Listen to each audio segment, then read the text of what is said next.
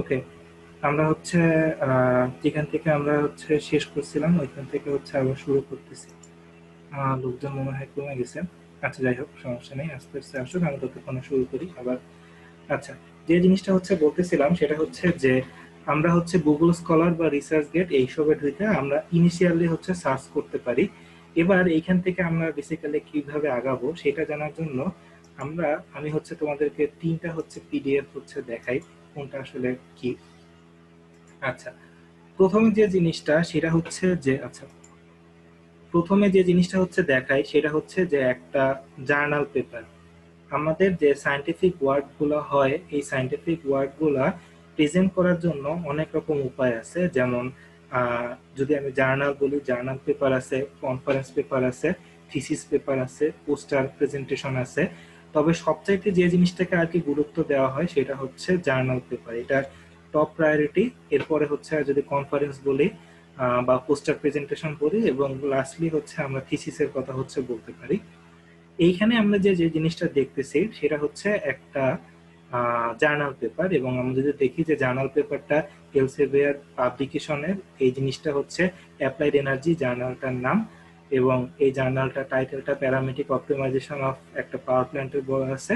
এবং একটা আমরা যদি খেয়াল করে দেখি যে একটা জার্নালের আসলে কি কি পার্ট থাকে, কোনো একটা সায়েন্টিফিক ওয়ার্কের কি কি পার্ট থাকে, শুরুতে যে পার্টটা থাকে সেটা হচ্ছে অ্যাবস্ট্রাক্ট, মানে হচ্ছে যে এই যে ওয়ার্কটা করা হয়েছে এই ওয়ার্কটার একটা ব্রিফ সামারি শুরুতে হচ্ছে দেওয়া থাকবে। এই ওয়ার্কটা কিভাবে করা হয়েছে, ব্রিফ যে রেজাল্টটা, সেই রেজাল্টটা হচ্ছে অ্যাবস্ট্রাক্টের ভিতরে দেওয়া থাকবে। কাজেই তোমরা ধরা যাক হচ্ছে একটা পেপার হচ্ছে পাইলা এবং পেপারটা হচ্ছে পছন্দ হইলো। এই পেপারটা পড়ার নিয়ম কি? এই পেপারটা পড়ার নিয়ম হলো, শুরুতেই তুমি পড়বা হচ্ছে অ্যাবস্ট্রাক্ট। যদি অ্যাবস্ট্রাক্টটা তোমার মনে হয় যে না, এই অ্যাবস্ট্রাক্ট জিনিসটা আমার সাথে যায়, আমি এটা নিয়ে কাজ করতে পারবো, তাহলে চলে যেখানে হচ্ছে চলে যাবো সেটা হচ্ছে পেপারের একদম শেষে চলে যাও। পেপারের একদম শেষে আছে হচ্ছে সরি, পেপারের একদম শেষে আছে হচ্ছে কনক্লুশন। এই জিনিসটা হচ্ছে পড়বা। অ্যাবস্ট্রাক্ট এবং কনক্লুশন কাইন্ড অফ হচ্ছে সেম, বাট কনক্লুশনে একটা সামারির মতো হচ্ছে থাকে কিছুটা।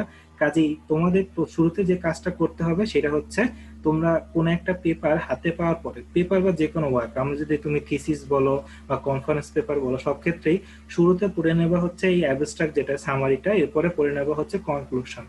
এই দুইটা পড়ার পরে তোমার যদি মনে হয় যে না, এই টপিকটা নিয়ে আমি কাজ করতে পারবো এবং এই টপিকটা আমার ভালো লাগছে, তাহলে তুমি যেটাতে হচ্ছে চলে যাবা সেটা হচ্ছে এই পেপারের রেজাল্ট অ্যান্ড ডিসকাশন, এইটাতে হচ্ছে চলে যাবা। ঠিক আছে? এখানে রেজাল্ট অ্যান্ড ডিসকাশনের ক্ষেত্রে এই যে গ্রাফগুলা বা যে ডাটাগুলো আছে এই ডাটাগুলো হচ্ছে একটু পর্যবেক্ষণ করবা। দেখবা যে তারা রেজাল্ট গুলো হচ্ছে কি বলছে, একটু বোঝার চেষ্টা করবা। এটা হচ্ছে দ্বিতীয় ধাপ। শুরুর ধাপে যদি তোমার হচ্ছে পছন্দ হয় অ্যাবস্ট্রাক্ট আর কনক্লুশন, তাহলে চলে যাবো হচ্ছে রেজাল্ট আর ডিসকাশনে। রেজাল্ট আর ডিসকাশন দেখে মনে হলো যে না, এটা নিয়ে হচ্ছে কাজ করা যায়, তখন তুমি যে কাজটাতে হচ্ছে চলে যাবা সেটা হচ্ছে যে সেকশনটাতে চলে যাবা সেটা হচ্ছে এখানে যেমন আছে হচ্ছে থার্মোডাইনামিক অ্যানালাইসিস সুপারক্রিটিক্যাল, মানে সেকেন্ডলি যে জিনিসটা থাকে সেটা হচ্ছে রিসার্চ মেথড আর কি। এটা যেটা থার্মোডাইনামিক অ্যানালাইসিস নিয়ে কাজ, কাজে এই যে থার্মোডাইনামিক অ্যানালাইসিস এই জিনিসটা নিয়ে হচ্ছে তুমি একটু দেখবা যে না, এই জিনিসটা আসলে কিভাবে করছে। কাজেই যে জিনিসটা হচ্ছে আমরা করলাম, শুরুতে আমরা অ্যাবস্ট্রাক্টে গেলাম, কনক্লুশনে গেলাম, এরপরে হচ্ছে আমরা রেজাল্ট দেখলাম কি বলছে এবং এখন এরপরে দেখলাম যে কি মেথড তারা হচ্ছে অ্যাপ্লাই করছে। এইভাবে আসলে পেপারটা আর কি পড়তে হয়। এবং সবচাইতে পরে যে জিনিসটা আর কি পড়তে পারো সেটা হচ্ছে ইন্ট্রোডাকশন। ঠিক আছে?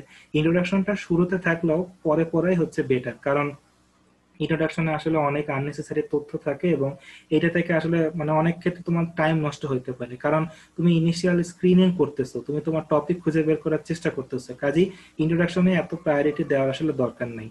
বেসিক্যালি তুমি যদি অ্যাবস্ট্রাক্ট আর কনক্লুশন পড়ো একটা রিসার্চ পেপার, এই পেপারটা হচ্ছে 8 পেজের, এবং এই 8 পেজের রিসার্চ পেপারের ভিতরে তুমি যদি অ্যাবস্ট্রাক্ট আর কনক্লুশনটা পড়ো, তাহলে এই পেপার সম্পর্কে তুমি মোটামুটি একটা আইডিয়া করে নিতে পারবা যে এই পেপারটা আসলে কি বুঝাইতেছে। কাজেই অ্যাবস্ট্রাক্ট এবং কনক্লুশন এই দুইটা জিনিস হচ্ছে আগে পড়বা, এরপরে রেজাল্ট, ডিসকাশন, মেথড এবং সবার শেষে হচ্ছে ইন্ট্রোডাকশন পড়তে পারবা। এইভাবে যদি আর কি পড়ো তাহলে হচ্ছে একটা টপিক তোমার আইডেন্টিফাই করতে আর কি সুবিধা হবে।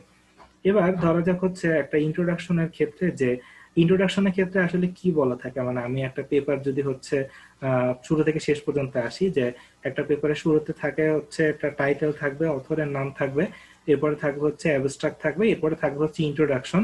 এই ইন্ট্রোডাকশন অনেক সময় এটা লিটারেচার রিভিউ হচ্ছে বলি, এবং এটার ভিতরে যে জিনিসটা থাকে যে পূর্বে এইটা নিয়ে কি কি কাজ হয়েছে অথবা এই কাজটা করা কেন আসলে ইম্পর্টেন্ট, এই সমস্ত জিনিসপত্রগুলো আর কি ইন্ট্রোডাকশনের ভিতরে হচ্ছে থাকে। এবার ইন্ট্রোডাকশনের ভিতরে তুমি যদি হচ্ছে খেয়াল করো যে এইখানে যদি হচ্ছে আমি খেয়াল করি যে এইখানে ইন্ট্রোডাকশনের ক্ষেত্রে এখানে বলা আছে যেমন চেন এল এর এখানে ব্র্যাকেটে 1 দিয়ে দেওয়া আছে, এক্সামিন সামথিং এরকম বলা আছে, মানে একজন লোক সে কোনো কিছু একটা করছে এবং এই জিনিসটা ইন্ট্রোডাকশনের ক্ষেত্রে বলা আছে, এবং এখানে হচ্ছে 1 দেওয়া আছে। এখন 1 জিনিসটা মানে কি, আমি যদি 1 যদি ক্লিক করি তাহলে দেখবো যে আমি রেফারেন্সে চলে যেতেছি, মানে এই যে পেপারটা, এই পেপারটার কথা এই যে 1 নামক যে ব্র্যাকেটে, এই ব্র্যাকেটে জিনিসটা হচ্ছে উল্লেখ করা হয়েছে। আবার যদি দেখি যে এখানে 2 থেকে 4-এর কথা বলা আছে, যদি আমি রেফারেন্সে 2 থেকে 4-এ যাই, 2 থেকে 4-এ এই যে পেপারটা, এই পেপারের কথাবার্তাগুলা ইন্ট্রোডাকশনে হচ্ছে বলা হয়েছে। এই যে জিনিসটা, এই যে রেফারেন্স গুলার যে নেওয়া, এই জিনিসটাকে বলা হয় হচ্ছে রেফারেন্সিং করা। ঠিক আছে, তার মানে হচ্ছে আমাদের এই যে পেপারটা আছে, আমাদের এই যে জার্নাল পেপারটা আছে প্যারামেট্রিক অপটিমাইজেশন, এ করতেছে কি, এ অনেকগুলা পেপারের কথাবার্তা শুরুতে বলে নিতেছে, এই জিনিসটাকে বলা হয় হচ্ছে রেফারেন্সিং করা, এবং এই রেফারেন্সের লিস্টটা একদম সবার শেষে হচ্ছে দেওয়া থাকে।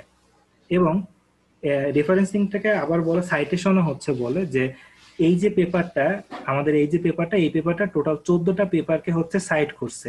এই 14টা পেপার প্রত্যেকে হচ্ছে একটা করে হচ্ছে সাইটেশন পাওয়া যায়, এবং এই প্রত্যেকটা পেপারের সাথে একটা মানে এই প্রত্যেকটা পেপারের যে সার্ভারটা ওইখানে হচ্ছে রেকর্ডেড হয় যে এই পেপারটা হচ্ছে একটা সাইটেশন পাই গেল, এটাকে বলা হচ্ছে সাইটেশন পাওয়া। তার মানে তোমার একটা ওয়ার্ক সাইটেশন পাইছে, এর অর্থ হচ্ছে যে তোমার ওয়ার্কের কথাবার্তাগুলো অন্য কোনো একটা পেপারে উল্লেখ করা হয়েছে, এটাকে বলা হয় হচ্ছে তোমার পেপারটাকে কেউ হচ্ছে সাইট করছে। এই জিনিসটা হচ্ছে অনেক ইম্পর্টেন্ট, কারণ এই সাইটেশনের উপর ভিত্তি করে একটা জার্নালের যাবতীয় মানে যে ইম্প্যাক্ট গুলো সেগুলো আর কি ডিটারমাইন করা হয়। একটু পরে হচ্ছে আমরা দেখব।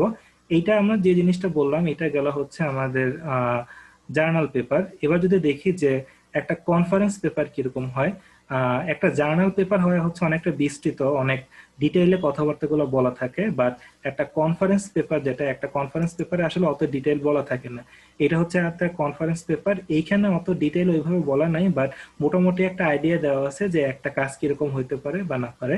আর ফাইনালি যে জিনিসটা, সেটাকে যদি আমরা বলি যে থিসিস, যেটা এটা হচ্ছে আমার আন্ডারগ্রেড থিসিস, এবং এই থিসিসে আর কি অনেক ডিটেইলে সবকিছু হচ্ছে বলা থাকবে। এই তোমার যে জার্নালটা, এই জার্নালে যে যাবতীয় কথাবার্তা, যেমন এই থিসিসের ক্ষেত্রে ক্যান্ডিডেটস ডিক্লারেশন, সার্টিফিকেশন, হাবিজাবি, মানে জাস্ট টোটাল একটা একটা ফর্মাল একটা যে রাইটিং, যেটা টোটাল জিনিসটা।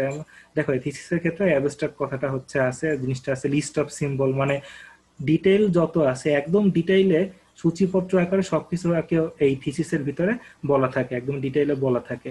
এটা হচ্ছে 3 ধরনের রিসার্চ ওয়ার্ক। তার মানে হচ্ছে তুমি যদি কোনো আইডিয়া যদি পাও, তুমি যদি কোনো কাজ করো, তাহলে ওই কাজটাকে প্রকাশ করার 3টা ওয়ে থাকতে পারে। শুরুতে হচ্ছে আমরা একটা জার্নাল পেপার জার্নালে করতে পারো, যদি তুমি মনে করো যে জার্নালের করার মতো উপযোগী না, মানে মোটামুটি মানের একটা কাজ হয়েছে, সেক্ষেত্রে তুমি এই জিনিসটা কনফারেন্সে করতে পারো। আর তোমাদের ইউনিভার্সিটির ক্ষেত্রে একটা থিসিস তো আসলে হচ্ছে করাই লাগে, তুমি হচ্ছে থিসিসের মাধ্যমে জিনিসটা করতে পারো, বাট জিনিসগুলো একটা আর একটাতে কনভার্ট করা যায়। যেমন ধরা যাক আমার যে থিসিস ওয়ার্কটা, এই থিসিস ওয়ার্কটাকে হচ্ছে আমি কনফারেন্সে কনভার্ট করছি, মানে কনফারেন্সের জন্য আমি সংক্ষিপ্ত করে লিখছি। কেউ আবার হচ্ছে ওইটাকে আবার জার্নালের জন্য হচ্ছে শর্ট করতে পারে, মানে হচ্ছে এটা আসলে ডিপেন্ড করে যে কে কিভাবে করতে চায়। বাট একটা কথা খেয়াল রাখবা যে থিসিস ওয়ার্ক, যেটা তুমি থিসিস ওয়ার্ক করলে, এটা কিন্তু আসলে সায়েন্টিফিক কমিউনিটিতে তুমি এখনো স্বীকৃতি পাও না। জাস্ট একটা ভার্সিটি, তোমার ভার্সিটি হচ্ছে তোমাকে স্বীকৃতি দিচ্ছে যে তুমি কোনো কিছু একটা করছো। তুমি যদি সায়েন্টিফিক কমিউনিটি বা ইন্টারন্যাশনাল কমিউনিটিতে স্বীকৃতি পাইতে চাও, সেই ক্ষেত্রে তোমার অবশ্যই কনফারেন্স বা জার্নালে তোমার পাবলিশ করতে হবে, এটা হচ্ছে আমাদের মাস্ট। এখন হচ্ছে আমরা আমাদের কি বলে, আমরা আমাদের স্লাইডে হচ্ছে ফিরে যাই। এখন একটা হচ্ছে ব্যাপার যে মানে এই লাইনটা হচ্ছে খুবই ইম্পর্টেন্ট, যে search in papers and authentic journals and conferences. একটা ব্যাপার, খুব ধরা যাক তুমি কোনো একটা টপিক পাইলা, টপিকটা তোমার কাছে মনে হলো যে না, এই টপিকটা নিয়ে আমি কাজ করতে পারি, বাট তোমার খেয়াল মানে তোমার দেখতে হবে যে এই টপিকটা আসলে তুমি কোথা থেকে পাইছো। এটা হচ্ছে অনেকটা হচ্ছে ইম্পর্টেন্ট, যে কোথা থেকে পাইছি এইটা অনেক ইম্পর্টেন্ট। যেমন ধরা যাক হচ্ছে তুমি যদি টপিকটা একটা থিসিস থেকে পাই থাকো, ধরো যাক নেটে কেউ থিসিস আপলোড করলো এবং তুমি এই টপিকটা তুমি থিসিস থেকে পাইলা, তাহলে এই টপিকটার ভ্যালু কিন্তু অনেকটা হচ্ছে কম, কারণ এটা নিয়ে এখনো ওইভাবে কোনো রিসার্চ ওয়ার্ক মানে ইন্টারন্যাশনালি পাবলিশ হয় নাই। কাজে তুমি চেষ্টা করবে যে না, আমি যেন থিসিস ওয়ার্কের দিকে হচ্ছে না যাই। এবার ধরা যাক তুমি একটা কনফারেন্স থেকে একটা আইডিয়া পাইলা, সেক্ষেত্রে আইডিয়াটা হচ্ছে অত স্ট্রং না, এবং তুমি চেষ্টা করবা আরো ভালো কোনো জায়গা থেকে আইডিয়াটা পাইতে পারি কিনা। একটা সিম্পল রুল হচ্ছে, খেয়াল করবা কোন একটা পেপার ডাউনলোড করার পরে উপরে লেখা দেখো যে প্রসিডিংস, যদি কোনো জায়গায় প্রসিডিংসটা লেখা দেখো তার মানে বুঝবা যে এটার ভ্যালুটা অনেকটা হচ্ছে কম, কারণ এটা হচ্ছে একটা কনফারেন্সে পাবলিশ হয়েছে এবং এটার ভ্যালুটা হচ্ছে অনেকটা কম। কাজেই টপিক ওই সব জায়গা থেকে খোঁজার চেষ্টা করবা যেটা একদম ওয়েল এস্টাবলিশড কোনো, যেমন আমরা এলসেভিয়ার যে পাবলিকেশন তার যে জার্নাল, এইখান থেকে আসলে খুঁজে বের করাটা সবচাইতে হচ্ছে ভালো। কাজেই কোনো একটা টপিক তুমি খুঁজে বের করলা, সেটা আসলে কিন্তু মানে এটা কিন্তু ফ্রুটফুল নাও হইতে পারে, কারণ ইন্টারনেটে তো অনেক কিছু হচ্ছে পাওয়া যায়, এর ভিতর কোনটা তোমার জন্য বেস্ট সেটা আসলে খুঁজে বের করা লাগবে। অলওয়েজ চেষ্টা করবা জার্নাল থেকে খুঁজে বের করার, এবং যদি দেখো যে জার্নালে আসলে তুমি পারতেছো না, তখন হচ্ছে কনফারেন্স বা থিসিসে যেতে পারো। বাট সবসময় প্রায়োরিটি থাকবে তুমি যেন হচ্ছে এরকম কোনো ফেমাস পাবলিশারের জার্নাল থেকে জিনিসটা তুমি কালেক্ট করতে পারো, বা টপিকটা তুমি যেন সিলেক্ট করতে পারো, তাহলে জিনিসটা সবচাইতে হচ্ছে ভালো হয়। এই কারণে বলা আছে যে অথেন্টিক জার্নাল আর কনফারেন্সে জিনিসটা কি খোঁজা। এখন এই যে জার্নাল গুলো আছে, এই জার্নাল গুলো আসলে বেসিক্যালি কি, আমরা হচ্ছে শুরুতে বলছি যে আমরা যদি সেবা প্রকাশনীকে একটা পাবলিশার হিসাবে বলি, তাহলে তিন গোয়েন্দাকে আমরা বলবো একটা জার্নাল, মাসুদ জানাকে বলবো হচ্ছে একটা জার্নাল, এবং এগুলোর হচ্ছে বিভিন্ন ভলিউম বের হয়। এখন এই জার্নাল গুলো অনেক রকমের হয়, একটা হচ্ছে ওপেন অ্যাক্সেস জার্নাল এবং আর একটা হচ্ছে subscription journal. Open access journal কি? ওপেন অ্যাক্সেস জার্নাল গুলো হচ্ছে সেই জার্নাল যেখানে তোমার পড়ার জন্য কোনো রকম টাকা খরচ করতে হবে না, এর যারা রিডার আছে তারা জিনিসটা ফ্রিলি এই জার্নাল গুলো হচ্ছে পড়তে পারবে, তারা মানে এই জিনিসটা আর ওয়েবসাইটে এইভাবে মানে বিনামূল্যে দেওয়া আছে, এবং রিডাররা চাইলে কোনো রকম খরচ ছাড়া এই জার্নাল গুলো পড়তে পারবে। বাট সাবস্ক্রিপশন যে জার্নাল গুলো ওগুলো আসলে ফ্রিতে পড়া যায় না। যেমন একটু আগে তোমাকে আমি যে এনার্জি জার্নালটা দেখাইলাম, এটা হচ্ছে সাবস্ক্রিপশন জার্নাল, এটা তুমি ফ্রিলি ডাউনলোড করতে পারবে না, তোমার এটার জন্য আর কি পে করতে হবে। এবং এটা পে বিভিন্ন ভাবে তুমি করতে পারো, যে তোমার যে টিচার তার যদি সাবস্ক্রিপশন থাকে সে জিনিসটাতে পে করতে পারে, অথবা তোমার যে ভার্সিটি কিন্তু অনেকগুলো জার্নালের সাবস্ক্রিপশন কিনে নেয়, সেই ক্ষেত্রে তুমি ভার্সিটির ইমেল অ্যাড্রেস থেকে তুমি হচ্ছে জিনিসটা সাবস্ক্রাইব করতে পারো। অনেক ওয়ে আছে, আবার ইলিগাল ওয়েও আছে, সাইহাব অনেক কিছু, সেটা আপাতত আমরা এই আলোচনায় বলবো না, পরবর্তীতে লাগলে হচ্ছে বলবো। এর পরবর্তীতে যে জিনিসটা রেফারেন্সিং কি, আমি একটু আগেই বললাম যে তোমার কাজটা যদি কেউ উল্লেখ করে সেটাকে বলা হয় হচ্ছে রেফারেন্সিং, এবং রেফারেন্স যদি করা হয় তাহলে তুমি একটা সাইটেশন হচ্ছে পাও। এরপরে পিয়ার রিভিউ জিনিসটা হচ্ছে কি, যে তুমি একটা জার্নালে যখন তোমার আর্টিকেলটা জমা দিবা, জমা দেওয়ার পরপরই যে কাজটা হবে যে ওই জার্নালের কতগুলা ওই রিলেটেড মানে কতগুলো বিশেষজ্ঞ থাকেন, তারা এই জিনিসটা রিভিউ করবেন যে কাজটা আসলেই অথেন্টিক কিনা, ভালো কিনা, অন্য কোনো কিছু থেকে ইউজ করা হয়েছে কিনা, এবং তারা জিনিসটা আর কি রিভিউ করে তারপর তারা ফাইনাল মতামত দেবে জিনিসটা আসলে ছাপানোর মতো কিনা। এই জিনিসটাকে বলা হয় হচ্ছে পিয়ার রিভিউ, এবং এই রিভিউ করতে আর কি অনেক টাইমের প্রয়োজন হয়।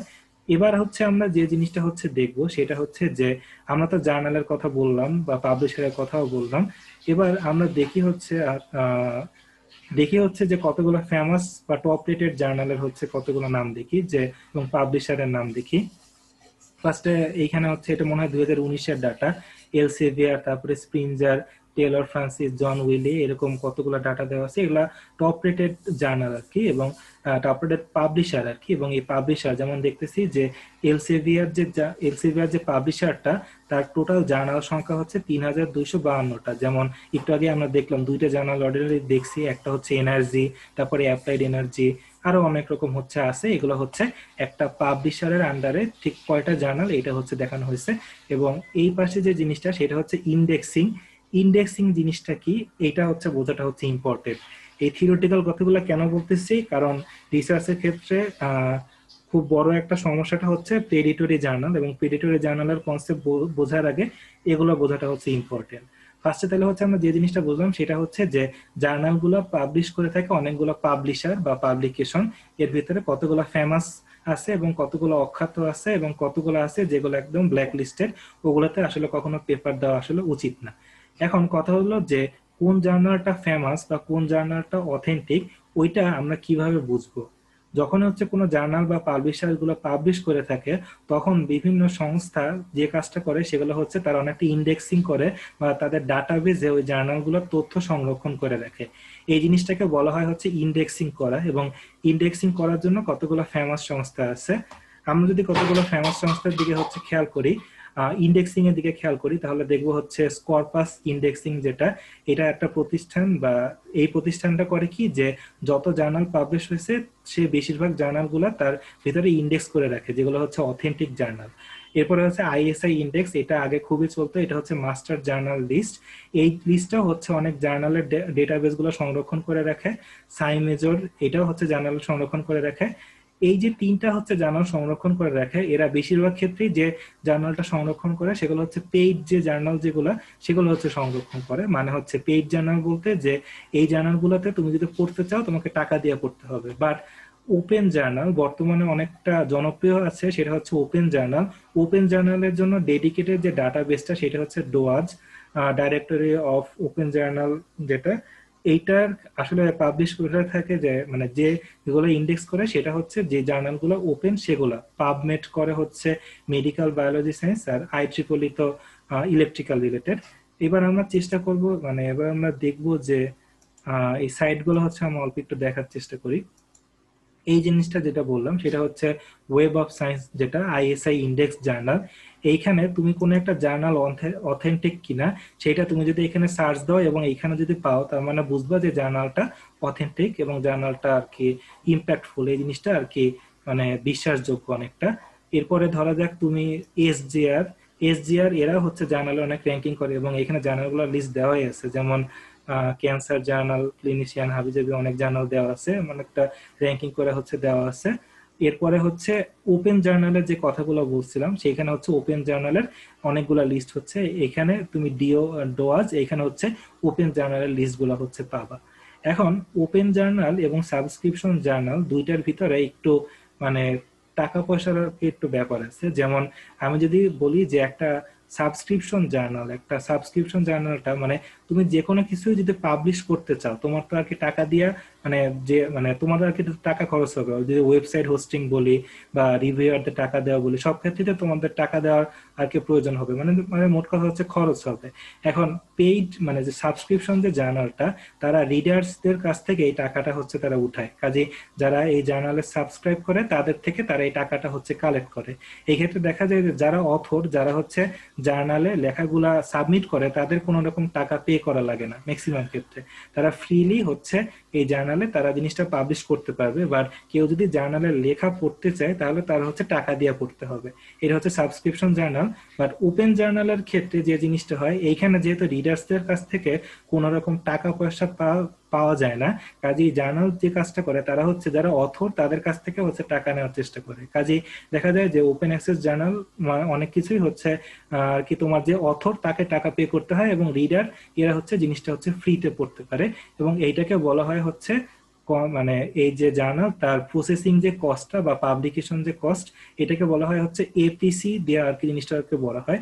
এখানে দেখো যে ডোয়াজের ভিতরে টোটাল 80টা ল্যাঙ্গুয়েজের জার্নাল আছে, 123টা কান্ট্রির, এবং এর ভিতরে হচ্ছে উইদাউট এপিসিস, মানে হচ্ছে এইখানে 11,378টা জার্নালে তুমি যদি পাবলিশ করতে চাও তোমার কোনো রকম টাকা পে করতে হবে না। এবং টোটাল আছে হচ্ছে 15,000, তার মানে মোটামুটি বাকি 4,000 জার্নালের পে মানে জার্নালে পাবলিশ করার জন্য তোমার হচ্ছে টাকা পে করার হচ্ছে প্রয়োজন পড়বে। এই বেসিক জিনিসগুলো বুঝে রাখা খুব ইম্পর্টেন্ট, কারণ একটু পরে হচ্ছে আমরা প্রেডিটরি জার্নালের কথা বলবো, এর জন্য জিনিসটা আর কি অনেকটা ইম্পর্টেন্ট। আমরা হচ্ছে এই সাই মেজর এই জার্নালটাতে হচ্ছে মানে এই ইন্ডেক্সিংটাতে হচ্ছে ঢুকি। এখানে অনেকগুলো জিনিসপত্র বলা আছে, যেমন তোমরা হয়তো যারা হচ্ছে একটু রিসার্চের সাথে পরিচিত তারা অনেক সময় হচ্ছে ইম্প্যাক্ট ফ্যাক্টর, এইচ ইন্ডেক্স এইসবের নাম হচ্ছে শুনে থাকবা। এখানে যেমন এইচ ইন্ডেক্স বলা আছে 156 বা ইম্প্যাক্ট ফ্যাক্টর 4.1 বা সামথিং, এগুলো যে বলা হয় এগুলোর মিনিং আসলে কোনটার মিনিং কি সেগুলা জানার জন্য হচ্ছে আমরা আবার একটু স্লাইডে হচ্ছে যদি যাই যে ইম্প্যাক্ট ফ্যাক্টর মানেটা হচ্ছে কি। ধরা যাক আমরা কোনো একটা জার্নালের ক্ষেত্রে ইম্প্যাক্ট ফ্যাক্টর হয় সবসময় জার্নালের, কনফারেন্সের হয় না। আমরা ধরা যাক কোনো একটা জার্নালের 2015 সালের ইম্প্যাক্ট ফ্যাক্টরটা বের করতে চাইতেছি। 2015 সালের ইম্প্যাক্ট ফ্যাক্টর বের করার জন্য যে কাজটা করতে হবে সেটা হচ্ছে যে এর আগের 2 বছরের যত মানে এই জার্নালটা যত সাইটেশন রিসিভ করছে সেগুলো আর কি ক্যালকুলেট করতে হবে, এবং যে কয়টা পাবলিকেশন প্রকাশ করছে ওইটা দিয়ে হচ্ছে টোটাল ভাগ করতে হবে। মানে ধরা যাক আমরা 2015 সালের ইম্প্যাক্ট ফ্যাক্টর বের করতে চাইতেছি, এর জন্য আমাদের 2013 এবং 14 এই 2 বছরে এই জার্নালটার সবকটা আর্টিকেল টোটাল কতগুলো সাইটেশন, ধরা যাক টোটাল 10টা সাইটেশন হচ্ছে পাইছে, এবং ধরা যাক ওই পাবলিকেশনটা টোটাল হচ্ছে ওই জার্নালটা টোটাল হচ্ছে 3টা বা 4টা আর্টিকেল হচ্ছে প্রকাশ করছে। কাজী হচ্ছে আমরা 10কে 3 বা 4 দিয়ে ভাগ করব, তাহলে হচ্ছে আমরা ইম্প্যাক্ট ফ্যাক্টর যেটা সেটা হচ্ছে পেয়ে যাব। এখন ইম্প্যাক্ট ফ্যাক্টরটা আসলে একটু আগে যে ওয়েবসাইট গুলো দেখাইলাম, ওয়েব অফ সায়েন্স, তারপরে হচ্ছে ক্লেভারিট, এরা হচ্ছে ইম্প্যাক্ট ফ্যাক্টর গুলো হচ্ছে দেয়, এবং এই ইম্প্যাক্ট ফ্যাক্টর গুলো আসলে অনেকটা ইম্পর্টেন্ট, যে কোনটার মানে জার্নালটা ভালো কি খারাপ সেটা ডিটেক্ট করার জন্য ইম্প্যাক্ট ফ্যাক্টরটা অনেক ইম্পর্টেন্ট। ওকে, পরবর্তীতে আছে হচ্ছে এইচ ইন্ডেক্স, একটু আগে হচ্ছে আমরা দেখলাম, এটা অনেকটা ইম্প্যাক্ট ফ্যাক্টরের মতোই, বাট ইম্প্যাক্ট ফ্যাক্টরের চাইতে একটু হচ্ছে ডিফারেন্স, এগুলো একটু ডিফারেন্ট, এগুলোকে বলা হয় হচ্ছে জার্নাল ম্যাট্রিক্স। আসলে যে ধরা যাক হচ্ছে আমরা যদি খেয়াল করি যে একজন রিসার্চার টোটাল 5টা রিসার্চ ওয়ার্ক পাবলিশ করলে, এবং প্রথম রিসার্চ ওয়ার্কটা 10টা সাইটেশন, তারপরটা 8টা, তারপরটা 5টা, 4টা, 3টা, এভাবে হচ্ছে সাইটেশন হচ্ছে পাইলো, তাহলে তার এইচ ইন্ডেক্স হবে হচ্ছে 4। কেন 4 হবে আমি এখন ডিটেলসে বলতেছি না, লিখে দিছি এখানে, তোমরা একটু দেখে নিও যে এইচ ইন্ডেক্স বলতে আসলে হচ্ছে কি বোঝায়। তাহলে আমরা যদি ইন জেনারেল যদি বলি যে কোন একটা জার্নাল ভালো কিনা, সেটা বোঝার উপায় কি, তুমি স্করপাসে খুঁজবা, আইএসআই এটাতে হচ্ছে খুঁজবা, ডোয়াজ এগুলাতে হচ্ছে খুঁজবা, সাথে সাথে যে জিনিসগুলো দেখবা সেটা হচ্ছে তার ইম্প্যাক্ট ফ্যাক্টর কত, তারপরে সাইট স্কোর, এটা অনেকটা ইম্প্যাক্ট ফ্যাক্টরের মতো, এগুলোর মান কত, এবং এইচ ইন্ডেক্সের মান কত। যদি দেখো যে এগুলো ভালো, তার মানে এই জার্নালটা হচ্ছে ভালো জার্নাল, এবং এই জিনিসটা হচ্ছে আমরা এখানে হচ্ছে আমরা লেখাটা দিতে পারবো। কেন আমি জিনিসটা বারবার বলতেছি, কারণ প্রিডেটরি জার্নাল বলে একটা ব্যাপার আছে, একটু পরে আমি ডিটেলস হচ্ছে বলবো। বাট তুমি হচ্ছে ধরে যাক একটা টপিক হচ্ছে সিলেক্ট করলা, এর পরবর্তীতে তোমার কাজটা কি, এর পরবর্তীতে কাজটা হচ্ছে ওই জিনিসটা লিটারেচার রিভিউ লেখা। একটু আগে আমি যে ইন্ট্রোডাকশনটা দেখাইছি এইটাই হচ্ছে লিটারেচার রিভিউ, মানে এই ওয়ার্ডটা নিয়ে হচ্ছে পূর্বে কারা কিভাবে কাজ করছে এইটার একটা সংক্ষিপ্ত সামারি লেখা, এটাকে বলা হয় হচ্ছে লিটারেচার রিভিউ। যেমন হচ্ছে কে এই কাজটা করছে, কিভাবে করছে, এবং তারা ফিউচারে কোনো কিছু প্ল্যান করতেছে কিনা, সবকিছু ডিটেলসে লিটারেচার রিভিউর ভিতরে বলা হয়। এবং আমি এটা আলাদা করে বলতেছি না, আমার 3 পর্বের একটা ভিডিও আছে লিটারেচার রিভিউয়ের, তোমরা কাইন্ডলি হচ্ছে ওই ভিডিওটা একটু দেখে নাও, ওইখানে আমি মোটামুটি ডিটেলস বলছি যে কিভাবে লিটারেচার রিভিউটা হচ্ছে আসলে করা যায়। এবং এবার যদি হচ্ছে দেখি যে আমরা হচ্ছে লিটারেচার রিভিউ থেকে আমরা কেমনে হচ্ছে পেপারটা পড়বো, একটু আগেই হচ্ছে বলছি যে ফার্স্টে অ্যাবস্ট্রাক্ট, কনক্লুশন, তারপরে রেজাল্ট, এরপরে মেথোডোলজি, এইভাবে পড়ে তারপরে হচ্ছে আমরা জিনিসটা সিলেক্ট করব যে, এবং আমরা একটা সামারি তৈরি করব যে আসলে লেখা উচিত বা উচিত না। আমার ধরা যাক হচ্ছে লিটারেচার রিভিউ লিখলাম, সাথে সাথে যে কাজটা করব সেটা আমাদের যে এক্সপেরিমেন্ট সেগুলো হচ্ছে করতে হবে, এবং যদি তোমাদের এক্সপেরিমেন্টাল ওয়ার্ক হয় তাহলে এক্সপেরিমেন্টাল ওয়ার্কের ফটোগুলো তুলে রাখা, দরকার পড়লে যে ভিডিওগুলো করে রাখা, মেশিন যেগুলো আছে তার স্পেসিফিকেশন এগুলো লেখা রাখা, ডাটাগুলো সিস্টেমেটিক্যালি কালেক্ট করা, এগুলো হচ্ছে খুব ইম্পর্টেন্ট, এগুলো হচ্ছে করতে হবে। কারণ যদি এগুলার রেকর্ড যদি আগেই না রাখো তাহলে লাস্টে যায় দেখবা যে অনেক কিছু আসলে মিসিং, এবং তখন ওই জিনিসটা রিপ্রোডিউস করা পসিবল না। কাজে যদি তোমরা কোনো এক্সপেরিমেন্টাল কাজ করো, ছবি তুলে রাখবা, ভিডিও করে রাখবা, স্পেসিফিকেশন লিখে রাখবা, মানে মোট কথা হচ্ছে যত ডেটা দরকার সবকিছু ওই অবস্থাতেই নিয়ে রাখবা, কারণ পরবর্তীতে হয়তো বা ল্যাবে অ্যাক্সেস নাও পাইতে পারো। বাট যদি জিনিসটা তুমি সিমুলেশন ওয়ার্ক করো তাহলে তো আসলে ল্যাবে কাজ করার মধ্যে কিছু নাই। বাট যে জিনিসটা বলবো সেটা হচ্ছে জিনিসটাকে আসলে ব্ল্যাক বক্সের মতো ইউজ করে না, মানে একটু ডিটেলসে জানার চেষ্টা করো ভিতরে আসলে কি হইতেছে না হইতেছে। যদি জাস্ট ব্ল্যাক বক্সের মতো ইউজ করো তাহলে কিন্তু দেখবা যে তোমার বেসিক নলেজে অনেক ঘাটতি থাকবে, এবং পরবর্তীতে এইটা নিয়ে আগাইতে পারবে না। বাট এই টোটাল জিনিসটা হচ্ছে অনেকটা পরবর্তী ধাপ, কিভাবে তোমরা লিটারেচার রিভিউর পরবর্তী এক্সপেরিমেন্ট করতে পারো এটা গ্রাজুয়ালি শিখবা, এখন মাত্র ডিটেলসে বলার আসলে কোনো কিছু নাই। এবার যে জিনিসটা হচ্ছে বলছিলাম যে একটা থিসিস পেপার বা জার্নাল কি কি কন্টেন্ট করে, অ্যাবস্ট্রাক্ট কন্টেন্ট করে, introduction, literature review, methodology, result, conclusion, feature work, referencing, প্রত্যেকটার কথা হচ্ছে বলা আছে। এবং তোমরা যদি চিন্তা করো যে জাস্ট এক ধাপেই আমরা খুব ভালো কিছু একটা লিখতে পারবো, সেটা আসলে আর কি পসিবল না। যেমন আমি যে স্লাইডটা বানাইছি এটা হচ্ছে আমি 2 দিন বসে বানাইছি, এবং প্রথম ধাপে লেখার পরে অনেক কিছু চেঞ্জ করা লাগছে, কাজেই এক ধাপে আসলে কোনো কিছু করা আর কি পসিবল না। তোমার প্রথম ক্লাসে হয়তোবা তুমি ডিটেইল একটা আউটলাইন লিখতে পারবা, এবং ভিতরে হয়তোবা ইনপুট ঠিকঠাক ভাবে করতে পারবে না। এরপরে হচ্ছে rapid writing, final tuning, cross, মানে হচ্ছে তুমি যত এটার পিছনে টাইম দিবা ততই হচ্ছে তোমার রাইটিংটা ভালো হবে। এবং রাইটিংটা ভালো করার জন্য অনেকগুলো সফটওয়্যার আছে। আমি ডিটেল গুলো এখন আসলে শর্ট টাইমে বলা পসিবল না, বাট মাইক্রোসফট ওয়ার্ডটা আমরা সবাই জানি। লেটেক জিনিসটা বর্তমানে খুবই জনপ্রিয় বাইরের কান্ট্রি গুলোতে, এবং তোমরা যদি লেটেকে এক জিনিসটা লিখতে পারো তাহলে জিনিসটা অনেক সাইন্টিফিক্যালি লিখতে পারবা এবং অনেক হ্যাসেল থেকে হচ্ছে বাঁচবা। বাট লেটেকের জন্য হালকা পাতলা লেটেক প্রোগ্রামিং জানা লাগে, এটা শিখতে পারলে আর কি সুবিধা। গ্রাফ প্লটিং এর জন্য অনেক সফটওয়্যার, ম্যাথ টাইপিং এর জন্য অনেক সফটওয়্যার। আমি এই স্লাইডটা তোমাদেরকে দিয়ে দেবো, কাজে এই প্রত্যেকটা সফটওয়্যার আসলে কি মিন করে ওইটা আর কি একটু ঘাটাঘাটি করলেই হচ্ছে বুঝতে পারবা। বাট যে জিনিসটা আর কি আমি জোর দিতেছি সেটা হচ্ছে যে রাইটিং স্টাইল। তোমরা চেষ্টা করবা যে তোমরা যে লেখাগুলো লিখবা সেটা হচ্ছে গ্রামারলি এবং পেপার রেটার, এই দুইটা দিয়ে একটু চেক করানোর চেষ্টা করবা, কারণ আমাদের অনেক গ্রামার বা সেন্টেন্স মিস্টেক হয়। কাজে এই দুইটা সাইডে তোমরা যদি তোমাদের লেখাগুলো যদি একটু চেক করো তাহলে অনেকগুলো ফাইন মানে ইনিশিয়াল অনেক ফাইন টিউনিং করতে পারবে। কাজে যারা জানো না তারা একটু গ্রামারলি বা পেপার রেটার এই দুইটা লেখে একটু সার্চ দাও এবং তোমাদের কোনো লেখা আপলোড করো, তাহলেই হচ্ছে বুঝবা যে তোমাদের লেখা আসলে কতটুকু ঠিক বা কতটুকু ভুল। এবং রেফারেন্সিং এর জন্য রেফারেন্সিং জিনিসটা আসলে অনেক পেইনফুল একটা কাজ। যখন 40টা বা 50টা রেফারেন্সিং করার প্রয়োজন পড়ে তখন আর কি জাস্ট ধরে ধরে রেফারেন্সিং করা অনেক কষ্ট। এই জিনিসটা সহজে করার জন্য জোটেরো বা মেন্ডেলে এই দুইটা খুবই ভালো রেফারেন্সিং সফটওয়্যার। এবং জোটের উপর আমার একটা ভিডিও আছে ইউটিউবে, ওটা দেখতে পারো। মেন্ডেলের উপর ভিডিও করি নাই, বাট ইউটিউবে তুমি সার্চ দিলে জোটের বা মেন্ডেলে কিভাবে ইউজ করা হয় রেফারেন্সিং এ, ওটার উপর মানে অনেকটা হিউজ আর কি ভিডিও পাবা। ওইখান থেকে তোমরা দেখে নিও যে আসলে জোটেরো বা মেন্ডেলে কিভাবে হচ্ছে রেফারেন্সিং এর জন্য আর কি কাজ করে।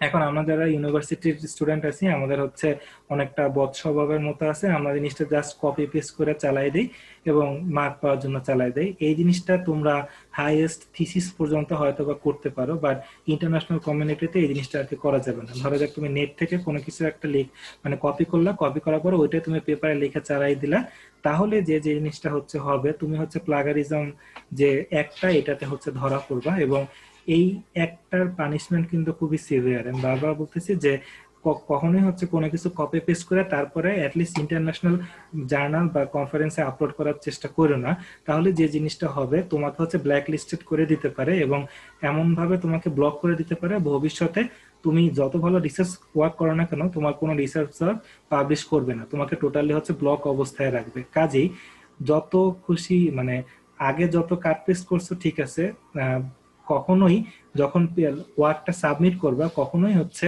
এই জিনিসটা কোনো কিছু কপি পেস্ট করে তারপরে লিখতে যায় না, তাহলে কিন্তু তোমাকে ব্লক করে দিতে পারে এবং তোমার রিসার্চ ক্যারিয়ার ওইখানে হচ্ছে শেষ। এখন একটা ইন্টারেস্টিং ব্যাপার, তুমি তোমার নিজের ওয়ার্কের জন্য কিন্তু ব্লক হইতে পারো। যেমন ধরো দেখ তুমি কোনো একটা ওয়ার্ক একটা কনফারেন্সে দিলা, ওই ওয়ার্কটা হুবহু আর একটা কনফারেন্সে দিলা, তাহলে কি হবে যে তোমার নিজের ওয়ার্কটা তুমি কপি পেস্ট করার কারণে তুমি হচ্ছে আবার প্লাগারিজমের শিকার হবে এবং তোমাকে ব্লক করে দিতে পারে। কাজেই নিজের ওয়ার্কটাও হচ্ছে কখনো ওইভাবে কপি পেস্ট করে একই ওয়ার্ক বারবার প্রডিউস করা যাবে না। যে আমি ধর 4-5টা পেপার বানাই একই ওয়ার্ক কপি পেস্ট করে দিই, তাহলে কিন্তু জিনিসটা বিপদ, এই জিনিসটা আর কি করা যাবে না। এই জন্য হচ্ছে প্লাগারিজম এড়ানোর উপায়টা হচ্ছে তোমার প্রপারলি সাইটিং করতে হবে এবং প্রপারলি প্যারাফ্রেজ করতে হবে, ঠিক আছে? এবং এই জিনিসটা এখন তো ডিটেইলে বলা সম্ভব না, বাট একই কথা তুমি যদি একটু প্যারাফ্রেজিং করতে পারো তাহলে কিন্তু তুমি প্লাগারিজমের হাত থেকে বাঁচতে পারো। এবং হয়তোবা তুমি ভাবলে যে না আমি প্লাগারিজম করার ইচ্ছা নেই, বাট আনইনটেনশনালি হয়ে গেল, তাহলে কিন্তু বিপদ। এই জন্য হচ্ছে প্লাগারিজম চেকিং করার অনেকগুলো সফটওয়্যার আছে, বাট জিনিসটা হচ্ছে অনেকটা ব্যয়বহুল। চেষ্টা করবা যে আমাদের মানে যতটুকু সম্ভব ক্লিন ভাবে যেন লেখা যায় সেই জিনিসটা আর কি চেষ্টা করবা। এবার পেপারটা পাবলিশ করার আমি শুরুতে যে জিনিসটা হচ্ছে বলছিলাম যে আমাদের আইএসআই, স্কটপাস, এটসেট্রা যে জার্নাল এগুলো হবে তোমার হচ্ছে ফার্স্ট প্রায়োরিটি। বাট এগুলাতে আসলে পাবলিশ করা অনেকটা টাফ ব্যাপার, শুরুর দিকে হয়তো বা হচ্ছে পারবে না।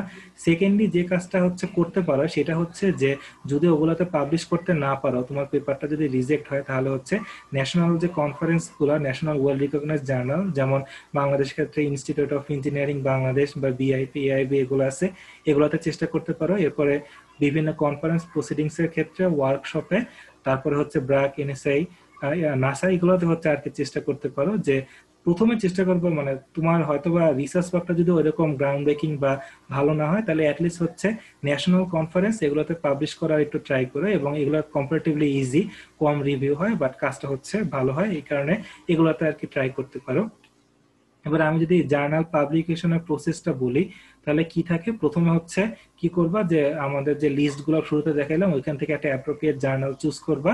এরপরে তাদের কিছু গাইডলাইন দেওয়া থাকে, ওই গাইডলাইনের ভিত্তিতে জিনিসটা সাবমিট করবা অনলাইন পোর্টালের মাধ্যমে। এবং এডিটর যারা, এরা হচ্ছে কমেন্ট দেবে যে জিনিসটা আর কি পাবলিশ করার যোগ্য কিনা। যদি বলা যে এডিটর বলে যে না, যোগ্য না, তাহলে ওইটা চাইতে নিচের আরেকটু জার্নালে দেখবা। এইভাবে হচ্ছে আগাইতে থাকবে এবং রিভিউয়ার তোমাকে হচ্ছে কমেন্ট করতে থাকবে যে এই জিনিসটা এই পরিবর্তন করা প্রয়োজন, এভাবে পরিবর্তন করবে, আবার দিবা, হয়তো বা আবার রিজেক্ট হবে, এইরকম মানে টোটাল জিনিসটা রিজেক্ট অ্যাকসেপ্ট এইভাবে চলতে থাকে। এবং ফাইনালি 5 বা 6 মাস পরে হয়তো বা জিনিসটা পাবলিশ হইতে পারে। ঠিক আছে, এটা জার্নাল পাবলিকেশনটা অনেকটা লেন্দি একটা প্রসেস, বাট যেহেতু জিনিসটা লেন্দি প্রসেস এবং এই জিনিসটা এই কারণে হয় অথেন্টিক এবং অনেকটা ফিক্সড আকারের। বাট তোমার যদি মনে হয় যে না, জার্নাল ওয়ার্কের মতো এত টাইম প্রসেসিং এর ভিতরে আমি যাব না, আমার কোনো মতে একটা মানে একটা পাবলিকেশন হইলে হবে, সেক্ষেত্রে মানে ছবিটা দেখাইতেছে যে কিভাবে একটা ওয়ার্ক এতগুলা কাটাছেড়ার ভিতর থেকে যায়। বাট তুমি হচ্ছে কনফারেন্স পাবলিকেশনে হচ্ছে প্রেজেন্ট করতে পারো এবং জিনিসটা কম্পারেটিভলি ইজি জার্নালের চাইতে। তোমাকে একটা অ্যাপ্রোপ্রিয়েট কনফারেন্স চুজ করতে হয়, ওইখানে তুমি শুরুতে অ্যাবস্ট্রাক্ট সাবমিট করতে হয়। যদি তাদের অ্যাবস্ট্রাক্টটা পছন্দ হয় তাহলে তারা ফুল পেপার সাবমিট করতে বলে, এবং ওইটা যদি অ্যাকসেপ্টেড হয় তারপরে তোমার একটা ক্যামেরা রেডি পেপার সাবমিট করতে হয়।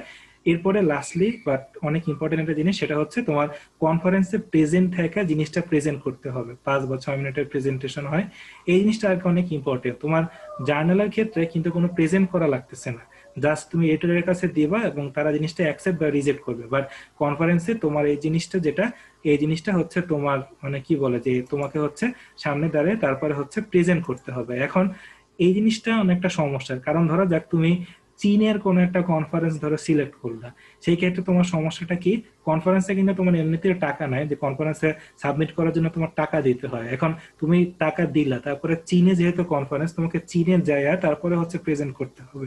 এই জিনিসটা হচ্ছে অনেকটা টাফ। কাজেই অনেকেই কনফারেন্স বলতে ন্যাশনাল কনফারেন্স যেগুলো, যেমন বাংলাদেশে বুয়েটে, কুয়েটে, রুয়েট, চুয়েট, এগুলাতে হচ্ছে অনেক কনফারেন্স হয়, অথবা ব্র্যাক এগুলাতে হয়।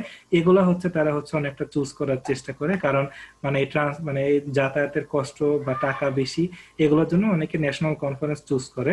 তোমরা হচ্ছে ওটা সুবিধার মতো যে তোমরা ন্যাশনাল করবা বা ইন্টারন্যাশনাল করবা অথবা জার্নাল করবা, সেটা তোমার ইচ্ছা মতো, বাট কোনটাতে কি টাইম লাগবে সেটা আর কি একটু দেখে নিবা। এখন যে জিনিসটা সেটা হচ্ছে একটু আগে আমি কেন হচ্ছে এত অথেন্টিক জার্নাল নিয়ে হচ্ছে বললাম যে বর্তমানে হচ্ছে প্রেডিটরি জার্নালের সংখ্যা অনেক বেড়ে গেছে। প্রেডিটরি জার্নাল বলতে আসলে কি বোঝায়, যে জার্নালগুলোর আসলে ওইভাবে কোনো রিভিউ বোর্ড থাকে না, কোনো এডিটর থাকে না, তারা বেসিক্যালি হচ্ছে টাকা খাওয়ার ধান্দা করে। তুমি কোনো একটা কনফারেন্সে হচ্ছে মানে কোনো একটা জার্নালে সাবমিট করবা, তারা তোমার কাছ থেকে টাকা নেবে, জিনিসটা ছাপাই দেবে, শেষ। বাট এইভাবে আসলে সায়েন্টিফিক রিসার্চ চলে না। কারণ একটা ভালো জার্নালের ক্ষেত্রে একটা ভালো রিভিউয়ার বা এডিটর থাকে, তারা জিনিসটা অনেক কাটাছেড়া করে, অনেক সংশোধন করে, ফাইনালি হচ্ছে পাবলিশ করে। বাট প্রেডিটরি জার্নালের ক্ষেত্রে জিনিসটা ওইরকম না, তারা জাস্ট তোমার কাছ থেকে টাকা নেবে এবং পাবলিশ করে দিবে। এবং প্রেডিটরি জার্নাল নিয়ে অনেক ভার্সিটি মানে বেশিরভাগ ভার্সিটির একটা নেগেটিভ মাইন্ডসেট আছে। যদি কখনো ভুলক্রমে তুমি প্রেডিটরি জার্নালে পাবলিশ করে ফেলো, বাট তোমার কাজটা অনেক ভালো, বাট তাও তুমি যদি প্রেডিটরি জার্নালে পাবলিশ করো, তাহলে কিন্তু তোমার প্রতি খুবই একটা নেগেটিভ ইম্প্যাক্ট হবে। কাজেই কখনোই কখনোই এবং কখনোই নেগেটিভ মানে এপিএটরি জার্নালে পাবলিশ করতে যায় না। তুমি যখন হচ্ছে একটু রিসার্চ ওয়ার্ক করবো, তখন দেখবে যে তোমার কাছ থেকে অনেক মেইল আসতে পারে যে আমাদের এই জার্নালে পাবলিশ করুন, আমাদের এই জার্নালে পাবলিশ করুন, এত টাকা দিলে পাবলিশ করতে পারবেন। তখন কিছু তোমাকে অনেক সতর্ক থাকতে হবে, কারণ এই জিনিসটা প্রেডিটরি জার্নাল হলে তোমার কেরিয়ার কিন্তু শেষ হয়ে যেতে পারে। কাজেই কখনোই প্রেডিটরি জার্নালে পাবলিশ করার চেষ্টা করবে না। এখন প্রেডিটরি জার্নালটা আমরা কেমনে হচ্ছে ডিটেক্ট করব, আমাদের হচ্ছে বেলিস লিস্ট নামে হচ্ছে এক রকমের লিস্ট আছে। বেলিস হচ্ছে একজন লাইব্রেরিয়ান, তিনি যখন দেখলেন যে প্রেডটরি জার্নালের সংখ্যা অতিরিক্ত বাড়তেছে, তখন সে কি করলো যে যখন হচ্ছে কোনো প্রেডটরি জার্নাল পাইলো, তখন সে হচ্ছে জার্নালগুলো এক জায়গায় হচ্ছে লিস্ট করা শুরু করলো। এবং তার যে ওয়েবসাইট আছে, তার এই ওয়েবসাইটে, এখানে ওয়েবসাইটে একটা স্ক্রিনশট নিচ্ছে, এখানে ওয়েবসাইটের লিঙ্ক দেওয়া আছে, এখানে অনেকগুলো প্রেডটরি জার্নালের লিস্ট আর কি দেওয়া আছে। বাট দুঃখের ব্যাপার যে এই লিস্টের সংখ্যা হচ্ছে ক্রমান্বয়ে বাড়তেছে এবং বাড়তেছে, এবং এত প্রেডটরি জার্নাল যে আসলে একটা ওয়েবসাইটে ধরানো আসলে পসিবল হইতেছে না। এই জন্য যে জিনিসটা আর কি করছে, মানে এখন এটার বিকল্প হিসেবে যে কাজটা করতেছে সেটা হচ্ছে যে প্রেডটরি জার্নালের লিস্ট না রেখা যে জার্নালগুলো আসলে ভালো বা জার্নালের হোয়াইট লিস্ট যেগুলা, সেই জার্নালগুলো হচ্ছে একটা ডিরেক্টরিতে রাখার চেষ্টা করা হইতেছে। এইটা মোটামুটি কমন সেন্স থেকে আমরা সবাই বুঝি যে প্রেডটরি জার্নালগুলো বেসিক্যালি হবে হচ্ছে ওপেন অ্যাক্সেস জার্নাল। কারণ কি, পেইড জার্নাল তো তোমার যে অথর তার কাছ থেকেই টাকা নেবে এবং বলবে যে আমাদের জার্নাল তো ওপেন অ্যাক্সেস, কাজে আপনাকে পে করতে হবে। বাট ওপেন অ্যাক্সেস জার্নাল হলে এই জিনিসটা পেইড হইতে পারে বা নাও পারে। বাট কোনগুলো ওপেন অ্যাক্সেস, যেগুলো ভালো বা খারাপ, এগুলো বোঝার জন্য বর্তমানে জার্নালের অনেকটা হোয়াইট লিস্ট হচ্ছে বের হয়েছে। আচ্ছা, পেইটরি জার্নালের বৈশিষ্ট্য আমরা কিভাবে বুঝবো যে একটা জার্নাল পেইটরি কিনা? ফার্স্টে হচ্ছে দেখবো যে অ্যাবস্ট্রাক্ট, যেটা যদি আমরা দেখি যে এটা ওপেন একাডেমিক ইন্ডেক্স থাকে, তাহলে একটা চান্স থাকে এটা পেইটরি হইতে পারে, নট ম্যান্ডেটরি বাট হইতে পারে। এবং মেট্রিক্স মানে হচ্ছে ইম্প্যাক্ট ফ্যাক্টর বা এইচ ফ্যাক্টর, যেগুলো এখানে আসলে কোনো ইম্প্যাক্ট ফ্যাক্টর থাকে না, বা যদি থাকে সেই জিনিসটা আসলে মিথ্যা মিথ্যে থাকে, সত্যি সত্যি আসলে এরকম ইম্প্যাক্ট ফ্যাক্টর থাকে না। এরপরে তুমি যদি তাদের ওয়েবসাইটে যাও, দেখবা যে ওয়েবসাইটে কোনো কন্ট্যাক্ট ইনফো নাই, অথবা কোনো একটা ওয়েবসাইটের কপি করা কোনো রকম ইনফরমেশন কিচ্ছু নাই, এবং তাদের যে এডিটর বোর্ড এগুলো সম্পর্কে কোনো রকম তথ্যই দেওয়া নেই। কোনো কোনো পেইটরি জার্নাল আবার হচ্ছে একটু এক ধাপ উপরে যে অন্য কোনো যারা রেপুটেড স্কলার আছে তাদের অনুমতি না নিয়ে তাদের নাম দিয়ে দেয়। এইটার ক্ষেত্রে একটু সতর্ক থাকতে হবে, যে ধরা যাক তুমি দেখলে যে না এই স্যারটা ভালো, এর নাম আছে, তাতেই যে হচ্ছে এই জার্নালটা অথেন্টিক হবে এরকমটা না, বরং এই জার্নালটা হচ্ছে তারা তাদের কনসেন্ট ব্যতীত কিন্তু জিনিসটা নিতে পারে। এবং পাবলিকেশন টাইম দেখা যায় তুমি যখনই দেবা তার 3-4 দিন পরেই জিনিসটা আর কি পাবলিশ করে দেয়, মানে খুব শর্ট টাইমে। কিন্তু এত শর্ট টাইমে কিন্তু আসলে পাবলিকেশন পসিবল না, কারণ রিভিউ প্রসেস অনেক লেন্দি একটা প্রসেস, 5-6 মাস লেগে যায়। এবং জার্নালের টাইটেল, তুমি যদি জার্নালের টাইটেল গুলো দেখো, দেখবো যে অনেকটা মিনিংলেস টাইটেল, যা international journal of science management সবকিছু একসাথে জগা খিচুড়ি দিয়ে এরকম অনেক কিছু থাকে, এবং মেনি আনরিলেটেড ওয়ার্ড থাকে। এগুলো দেখলে বুঝতে পারবে যে এগুলো একটা আর কি পেইটরি জার্নাল হইতে পারে। এবং ইন্টারেস্টিংলি যে পেইটরি জার্নাল আসলেই যে কিভাবে জিনিসটা পাবলিশ করে এটা বোঝার জন্য একদল রিসার্চার পেইটরি জার্নালের উপর একটা রিসার্চ করছে। কিভাবে তারা করছে কি, যে একটা পেপার, টোটাল পেপারটার ভিতর গান লেখা তারা একটা পেইটরি জার্নালের ভিতরে পাঠাই দিছে, এবং পেইটরি জার্নাল ওই জিনিসটা ছাপাই দিছে। মানে পেইটরি জার্নাল এতটা খারাপ, তারা ভিতরে ডকুমেন্টের যে কি ওই জিনিসটা একটু খেয়াল করে নাই, হুবহু জিনিসটা টোটালি আর কি ছাপাই দিছে। কাজেই এই জার্নালগুলোতে কখনোই আর কি সাবমিট করতে যায় না, খুবই হচ্ছে সতর্ক থাকবে এই ব্যাপারে। এবং এই কারণে জার্নালের অনেকগুলো হোয়াইট লিস্ট আসলে রাখা শুরু হয়েছে, যে আমাদের যেহেতু ওপেন অ্যাক্সেস জার্নাল গুলো একটা কি পেইড জার্নাল হতে পারে, এই কারণে ওপেন অ্যাক্সেস জার্নালের অনেকটা হোয়াইট লিস্ট ডকুমেন্টারি, যেমন ডোয়াজ একটু আগে বলছি, তারপরে ওপেন অ্যাক্সেস স্কলারি পাবলিকেশনস, এটা হচ্ছে একটা ডাটাবেস। এই সমস্ত ডাটাবেসে তোমরা আর কি দেখতে পারো, যে সার্চ দিয়ে তুমি যখন একটা জার্নালে সাবমিট করবা যে এই জিনিসটা আসলে পেইডরি কিনা বা অরিজিনাল কিনা, সেটা আর কি তুমি আর কি সাবমিট করে আর কি দেখতে পারবা। ঠিক আছে? আচ্ছা, এইটা ছিল হচ্ছে আমাদের আমাদের কি বলা যায় প্রাইমারি যে আলোচনা, বা আলোচনা অনেকটা শেষের দিকে আর কি বলতে পারো। এবার আমি হচ্ছে বলবো যে আর কি তোমরা কিভাবে, আর অল্প একটু, আর 10 বা 15 মিনিট আমি বলবো যে কিভাবে তোমরা আর কি কাজটা আগাইতে পারো, বা কার কিরকম আইডিয়া হইতে পারে, এগুলো নিয়ে হচ্ছে অল্প একটু কথা বলবো। আমরা হচ্ছে আরো মানে কি বলে এখন একটু ব্রেক নেব। আমি হচ্ছে 9টা 23-এ হচ্ছে আমি হচ্ছে আবার এই লিঙ্কটাতে তোমরা ঢুকো, তখন হচ্ছে আমি বাকিটুকু আলোচনা করবো, যাদের ইন্টারেস্ট আছে এবং কোশ্চেন থাকলেও বলবো। ঠিক আছে? ওকে, আমি এটা শেষ করতেছি, আবার আমরা 9টা 23-এ ফিরে আসবো। সবাই কাইন্ডলি থাইকো যাদের ইন্টারেস্ট আছে। ওকে, ওকে, তাহলে হচ্ছে আপাতত লিঙ্কটা পোস্ট করতেছি 9টা 23-এর সময়। ওকে।